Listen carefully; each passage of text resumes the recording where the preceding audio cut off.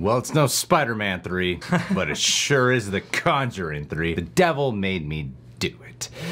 We got a final trailer here for this movie, and also it's coming out on HBO Max, being released in the theaters this weekend. It's not a promo for them that I'm doing. I'm just letting you guys know. Subscribe. Because it's coming out on HBO Max, though, we will be doing a movie reaction to it. So guys, subscribe and click that notification bell to get notified when our reaction for that movie is up. Hopefully we enjoy it. I'm hearing mixed things. I'm hearing that at least the Warrens are good. Yes. I actually kind of listened to both Chris Stuckman and Jeremy Johns this morning on their reviews. I normally don't listen to reviews before I watch a movie. I heard the first 2 minutes of both, and it was like, wow, you guys got very different reviews. So, yeah. All right, yeah. That's good. I'm excited for that. And in situations like that where I go, cool, yeah, all right, yeah. I don't know how to feel. I don't know how I will come out feeling either. Yeah, that's exciting to me. All right, let's see what's in store.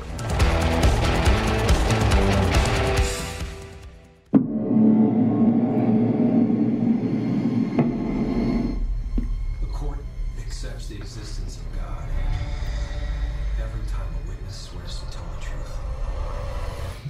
I think it's about time they accept the existence of the devil. You okay, Dad? Jesus. I think I heard someone. Yeah. We think this family was cursed.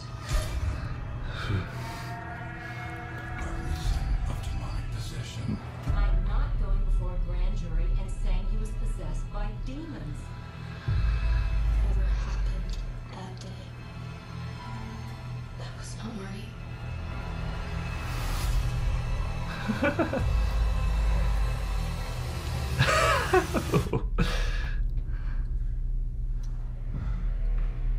I got chills. Yeah.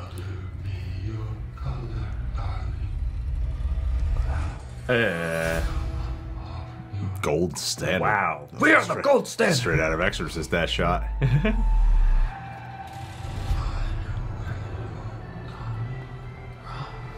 Ooh.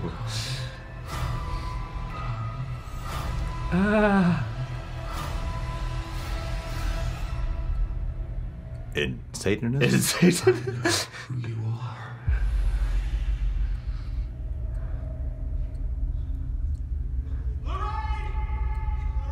Oh no.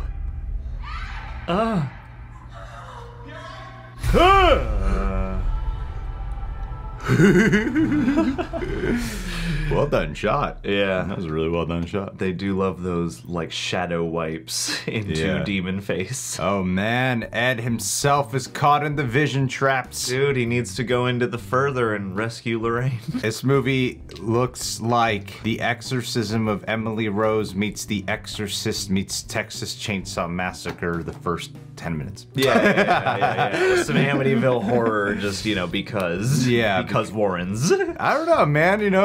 I really like the tone of this trailer, and I like the atmosphere of it a hell of a lot, too. From everything I've been hearing, which is not a lot, the trailers are really making it look like that it's a courtroom case trial, kind of like Exorcism of Emily Rose, but it's not really heavily dealing with that as much as the trailers might lead you to believe, but it is very Ed and Lorraine Warren focused, which the trailers don't really make me feel like it is either. So I am very curious to know how I'll walk out of this movie ultimately feeling, if oh yeah, I agree with this critic more than this critic. Yeah. And you just gotta be honest by the time it's all said and done. Because right now I think it looks pretty chill and it looks spooky and it looks like a Conjuring movie. Yeah, exactly. What do you want me to tell you?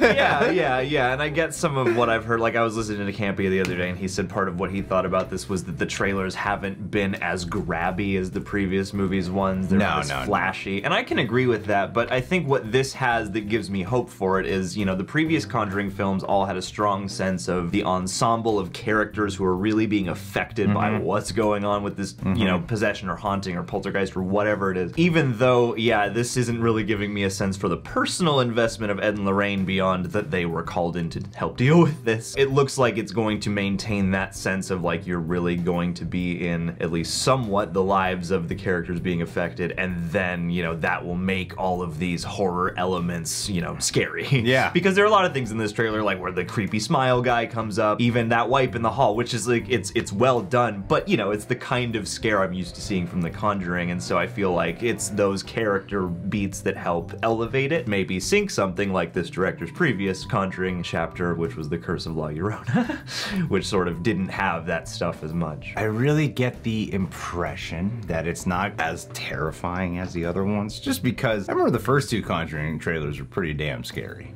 And these have been like creepy and unnerving, but like you said, I'm a little used to kind of what we've been getting from here. The thing that makes this look a little bit different than the other ones is, I mean, other than of course the fact that it's not a haunted home and all that, and then it's not solely focused on a family that they're protecting, but that's kind of it, is that in the other ones you're protecting a family. So the trailer's spooks often seem to rely on them having to protect the family that was in danger, where it really looks like the danger, the threat is directly aimed at Ed and Lorraine Warren in this one, which feels very different. I haven't heard anyone say that. I guess I'm getting from just the trailers alone. Well, and the previous movies have done that too. Like the second movie especially, it built that whole thing up with the nun and Lorraine, you know, facing off with her and being targeted by her and things like that. And it was closer towards like the last half of the film. Like the trailers, I'm saying the trailers, like the trailers, I remember with the second one, they really focused on like crosses turning upside down and little girl in the room being surrounded by that, you know, like. Especially the trailers,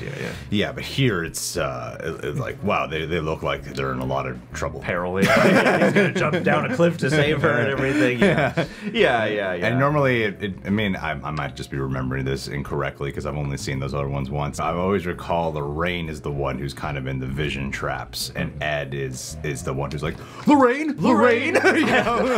I need to either save you or interpret what you're, you know, going through for other people. But it looked like, especially in that final spook moment, that it was Ed who was really thrusted into here too.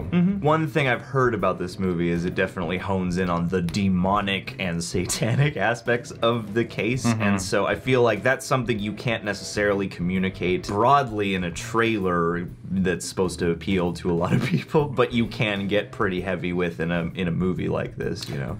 And it's pretty unnerving, you know, subject matter when you get into like actual demonic possession. I think it's going to be undercut by the fact that it's it's going to go full on horror demon tropey. And you're not going to believe any of the like, oh, the trial really was influenced by a demon possession. I don't think they're going to sell me on that one bit. The way how Exorcism Emily Rose did that to me was like, maybe it was. But this one I'm like, nah, it's just a Hollywood It's going to movie. be. Yeah, it's absolutely going to be a Hollywood movie. It's just going to feel like that. Anyway, guys, The Conjuring, The Devil Made Me Do It. Are you excited for this movie at all? Are you tired of this franchise? Are you still looking forward to it? I feel like the hype for this one just hasn't been as big. Leave your thoughts down below. Subscribe. Click that notification bell. Hit that like button. And last but not least,